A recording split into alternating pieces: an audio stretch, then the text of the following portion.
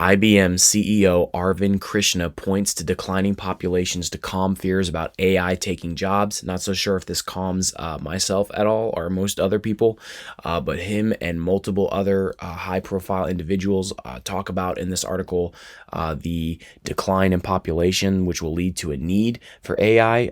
Very interesting point of view, especially since we've had Elon Musk recently get on and talk about how in an interview that we don't need to really worry about overpopulation as much as we need to worry about underpopulation. So we have some interesting data sets to look at, but let's go ahead and jump right into this. IBM CEO Arvind Krishna is soothing nerves about artificial intelligence stealing jobs by pointing to declining working age populations. Given the declines seen in developing economies around the world, having people do routine tasks that AI could do is not an option, he said. We are going to need technology to do some of the mundane work so that people can do higher value work. He added that ultimately there's going to be a job creation with AI, as jobs will also be added in areas with more value creation.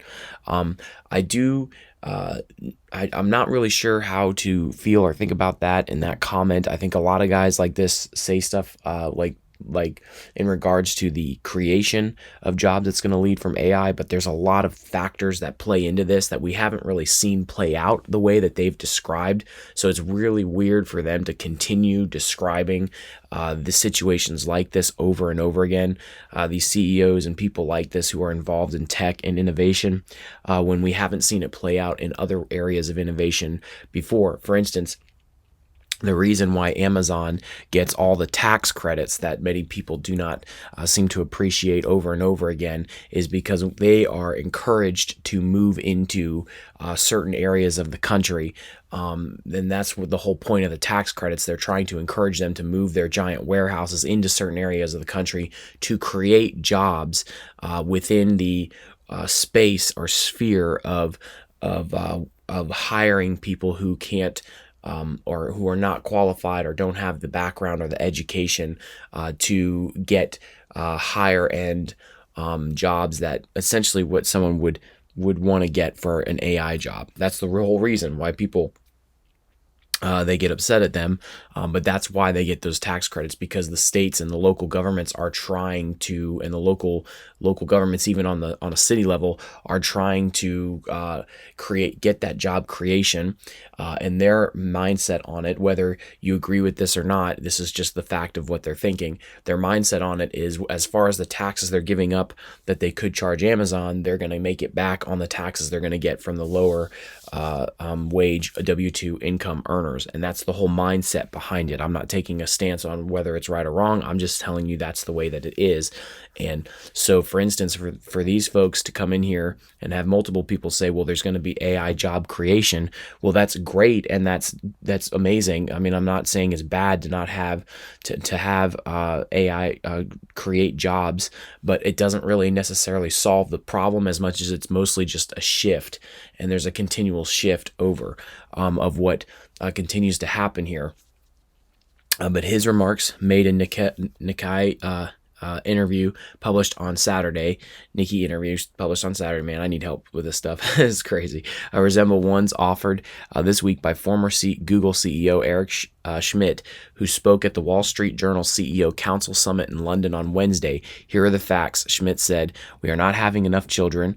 All the demographics say there's going to be a shortage of humans for jobs, literally too many jobs and not enough people for at least the next 30 years. Jobs lost to AI. Schmidt argued that while job losses in the near term might be inevitable, AI will have an overall positive impact because of enhanced efficiency and the technology's ability to replace professions already getting harder to fill in shrinking labor markets. I would be interested to kind of do a deep dive into some of the stuff that they're seeing in these labor markets. I think that we're seeing a lot of folks rotate off. A lot of the baby boomers are rotating off in the labor markets. I think they said, I heard one statistic that said that there were a lot of baby boomer generation that just didn't come back after they were forced to kind of step away for the pandemic. They just decided to take retirement and move on. And then there's the generation beyond that too, that ultimately stepped away. But there's so many factors that go into this, that saying that AI will be able to replace those factors. I don't. They better, if they're in the next 30 years. Hopefully, we have the AI to replace it, because there's been very many experts that have come out and said that AI is not really truly ever even near being able to do some of the things that we're hearing people warn about, and some of these high-end experts warning about what AI will potentially do. It's not going to be doing that in the next 30 years. If you look at some of the experts that are actually in the weeds programming, working on this stuff on a day-to-day basis, and the generative AI that you're seeing now is not even the AI that the AGI that a lot of these people are talking about. I just did a video a couple weeks ago. You should go back and watch it, where we talked about the one expert talking about what the difference between AGI is, and what the difference is between this generative AI, and that this generative AI is not even what you think it is. And so saying that we're gonna have job creation and then jobs are going to be lost from this, I don't think that that's even possible. I think what you're going to see is a shift in how business is conducted, dependent upon the embracing of generative AI. And so if you keep having all this negative press about what generative AI is, and you have a lack of education about how generative AI works, I'm not so sure you're going to see as dramatic of a shift as you think, especially in the next 30 years.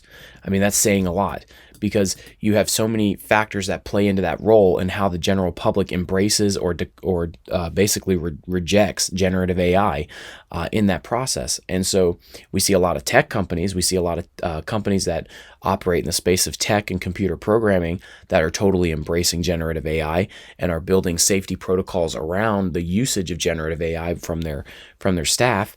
But once again, you have an embracing of it from a certain standpoint.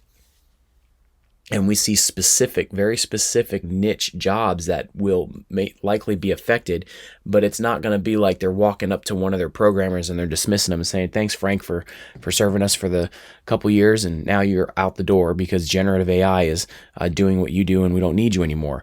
The shift that is taking place, at least what I've seen from different articles, is that the companies, these tech companies that are fully embracing the generative AI, are withholding hiring practices for very specific roles.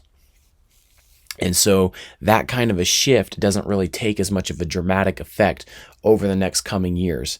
So they're not hiring as many people, which then forces those people to go and find positions in other sectors and other jobs in other states. And there's a shift going on, which may ultimately release more of those people into the general public and other companies that maybe they wouldn't look for. So I don't know. There's a lot there. I'm interested to hear what you guys think in the comment section below. Once again, don't forget, this is just a reminder to like the video. That really helps us, really helps with the algorithm and getting the video out there and more views. Really appreciate the engagement. And so if you do have something to say, let us know. Maybe I'm totally missing it. Maybe I'm being an idiot. I want to know if that's what you think. Tell me why you would say that is, and don't forget to like the video. So anyways, Schmidt argued that while job losses in the near term might be inevitable, AI will have an overall positive impact because of enhanced efficiency and the technology's ability to replace professions already getting harder and to fill in shrinking labor markets. So we just read that. Goldman Sachs estimated in March that while AI might lead to new jobs and a productivity boom, it could also expose the equivalent of 300 million full-time jobs to automation. If AI ultimately does help society in the long term while creating hardship for many in the nearer term, it wouldn't be a first for technological innovation. MIT economics professor Darren Acemoglu told the Financial Times this week that while the Industrial Revolution did lead to progress, you also had costs that were huge and very long-lasting. 100 years of much harsher conditions for working people, lower real wages, much worse health and living conditions, less autonomy, greater hierarchy. With AI threatening many white-collar jobs today, he believes the U.S. needs a strong labor relations movement. We need to create an environment in which workers have a voice, he said, suggesting something more like Germany's system where the public and private sectors and labor work together than America's more contentious company-by-company approach. A few months ago, Acemoglu joined Tesla CEO Elon Musk and Apple co-founder Steve Wozniak in signing an open letter calling for a pause on AI tools more powerful than OpenAI's GPT-4. The letter read in part, should we automate away all the jobs, including the fulfilling ones? Should we develop non-human minds that might eventually outnumber, outsmart, obsolete, and replace us? Should we risk loss of control of our civilization? Whoa, there we go. Love it when the computer does that. Oh, gosh. Such decisions must not be delegated to unelected tech leaders. Powerful AI systems should be developed only once we are confident that their effects will be positive and the risks will be manageable. This is all well and good, and I understand that position, and I tend to normally agree with that position. And we kind of find ourselves in a catch-22. And I've seen many YouTubers, and I've seen other experts talk about this in the sense that although pausing AI to take time to reflect on AI seems to be a good thing to do, that we are locked in a basically almost like a doomed arms race with not just other companies, other people trying to advance in the technology space in that area, but we also are locked with other countries. There are other countries that are developing it as well, and there have been experts that have come out and openly said that they feel like they can't pause their innovation and the work that they're doing because of the fact that there are other nations that won't pause. So we are speeding down this highway trying to keep up with innovation, trying to keep up with the race against, not just against companies but against countries, in the sense of the threat of always weaponizing the AI or that boom basically advancing a country we wouldn't want it to be advanced well beyond our ability to keep up. And so there's a lot of things going on that kind of tell us that the direction this is going in is still undetermined, but it never looks like what we think it's going to look like. It already doesn't look like what we think it's going to look like. Even the experts that have been working on AGI and true AI as what you would think it is, or at least what you would see in movies like Ex Machina, which is not a good example of AI. That the generative AI that's out there is something completely different and something completely off kilter with what they're working on. And so these articles and these people like Elon Musk and Steve Wozniak are signing open letters in regards to OpenAI's GPT-4, but yet the interviews that you see Elon Musk conducting, talking about AI, is discussing AI on the level of much different than what we're seeing generative AI do. I do know that he has specific conversations towards generative AI, like GPT-4 and all the other ones, and the dangers of that. And we're starting to see the dangers of that. We're starting to see the dangers of it play out on a small scale. Thank God it's been on a small scale. But it's going to continue until we can wrap our minds around this. Meanwhile, OpenAI CEO Sam Altman, on a tour meeting with European leaders, said Friday this idea that AI is going to progress to a point where humans don't have any work to do or don't have any purpose has never resonated with me. Well, that's shocking considering he's the leader of the company that's, leading the industry into that. Real shocking there. Then again, in March 2021, before most people were aware of ChatGPT or OpenAI, now valued at nearly $30 billion, Altman wrote in a lengthy blog post, "My work at OpenAI reminds me every day about the magnitude of the socioeconomic change that is coming sooner than most people believe. Software that can think and learn will do more and more of the work that people now do. Even more powerful will shift from labor to capital. Will shift from labor to capital. If public policy doesn't adapt accordingly, most people will end up worse off than they are today." In 2019, Altman co-founded WorldCoin, a crypto startup involving eyeball scans for identification. If AI takes I said confounded, co-founded. Man, I need to I need to wake up. A crypto startup involving eyeball scans for identification. If AI takes too many jobs and governments decide that a universal basic income is needed, WorldCoin wants to be the distribution mechanism for those payments. For now, it's aiming to be the way people prove they are actual humans and not AI bots online. The company announced a 115 million Series C funding round this week. Krishna recently said that IBM would slow or suspend hiring in non-customer facing roles that currently amount to about 26,000 workers. He added, I could easily see 30% of that getting replaced by AI and automation over a 5-year period. So this is what he's saying. He's slow or suspend hiring in customer facing roles. What he's talking about is customer service, call centers, and things like that, which that kind of operation has been slowly declining anyways. I mean, as far as what's been happening here in the United States side, you're seeing less and less organizations even jump into that. They're building over in the Philippines, they're building up all of these customer service call centers, and I think there's even another nation now where they're breaking into trying to build these customer service call centers up. But they're saying the AI could be better. If they start implementing the generative AI stuff in that area, they better be better than these stupid chatbots you see on these websites. Because half the time I get sick and tired of dealing with these chatbots when you're trying to talk to someone. It makes you want to talk to a real person. But yes, we are definitely seeing a shift, and it's going to take time for that shift to take effect. But however, I don't believe, Sam Altman has been open about, the effects it's going to have. And he's even been open about how innovation always leads people to lose certain jobs in certain sectors, which is what we're going to see as this continues. I don't know if I fully can jump on board with Altman. He likes some pretty creepy stuff, and he likes some stuff that I'm not so sure I'm really approving on. Eye scans and all this stuff that he's jumping into. He's basically saying, hey, we're going to continue to create this stuff, but don't worry, government will fix it. It's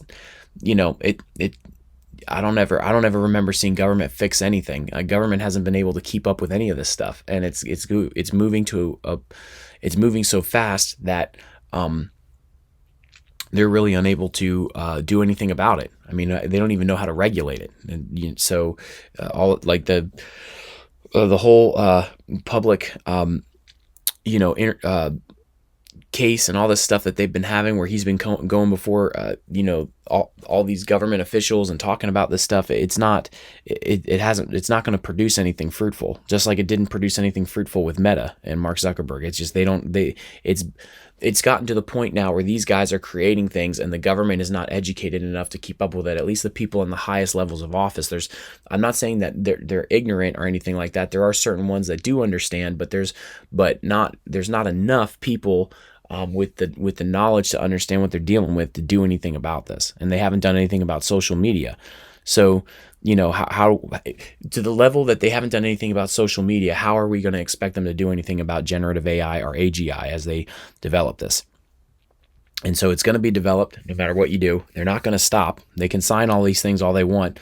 And I think it's mostly just a move so, Steve Wozniak and Elon Musk and people like them can turn around and say, oh, see, we warned you guys. This is what was going to happen. Oh, see, we tried to do something by signing stuff, but it's still happening irregardless. Even if Elon Musk doesn't do it and Steve Wozniak doesn't do it, it almost seems inevitable at this point with the direction it's going. And so we'll have to see how it plays out.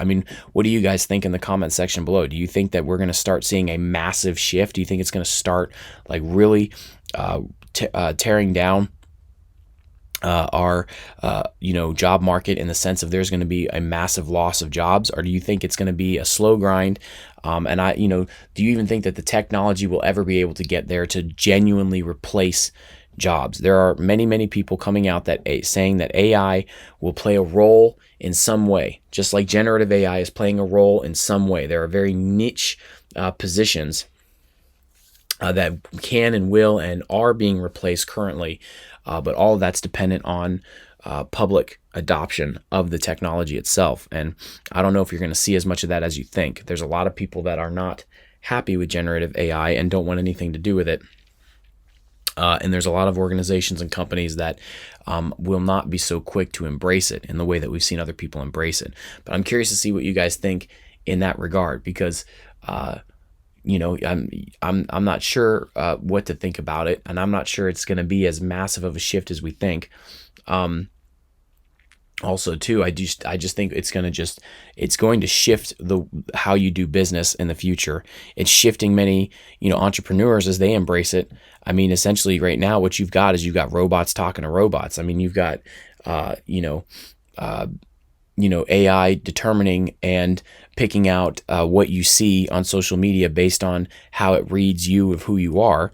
And then you've got AI essentially generating those social media content, and it's programming that content that it's generating for ads and all this stuff and videos and photos. And they have all these services now that generative AI is doing to help you create content to sell your products and get your message out there. And it's creating that content and formulating that content by the scans and research it's doing in regards to what causes clicks. And then you have AI on the other side on Facebook that is selecting what content you see from that AI based on what it has shown you before and how you respond. So essentially you have robots talking to robots every time you're surfing the web, happening in real time. It doesn't look like what your Hollywood movies were showing you back in the day, but it's essentially happening and manifesting in our world in its own way. So how does that affect our world moving forward?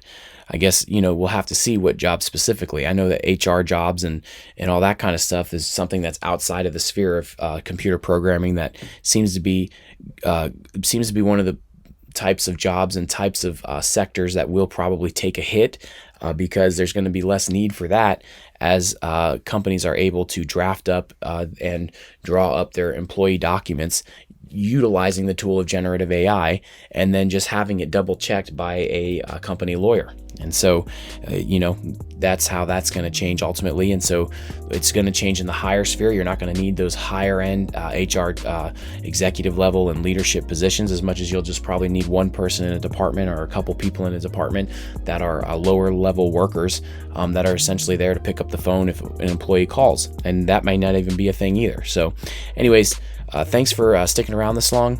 Thank you guys for all of the engagement, the likes, the comments, the shares, all that kind of stuff. You guys are really helping the channel grow. I'm super excited about where the channel's going. Let me know in the comment section below what you think about all this. Do you think jobs will be shifted away? I'm really curious to see, and I will catch you guys in the next one.